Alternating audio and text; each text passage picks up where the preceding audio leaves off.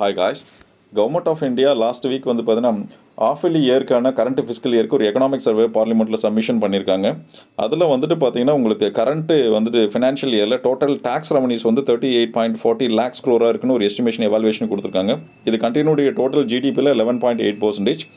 அது இல்லாமல் budget estimation படி central government total current fiscal இயர்க்கு எக்ஸ்பெண்டிச்சர்னு பார்த்தீங்கன்னா 48.21 lakhs crore இருக்கும் அப்படின்னு ஒரு எவாலுவேட் பண்ணியிருக்காங்க. இதில் ரெண்டு கிளாசிஃபிகேஷன் இந்த எக்ஸ்பெண்டிச்சராக கோட் பண்ணுறாங்க. ஒன்று வந்து பார்த்தீங்கன்னா உங்களுக்கு ரெவன்யூ அக்கௌண்ட் எக்ஸ்பெண்டிச்சர், அதுக்கான வேல்யூஸ் வந்து 37.09 lakhs crore. Capital account expenditure 11.11 lakhs crore அப்படின்னு எஸ்டிமேஷன் கொடுத்துருக்காங்க.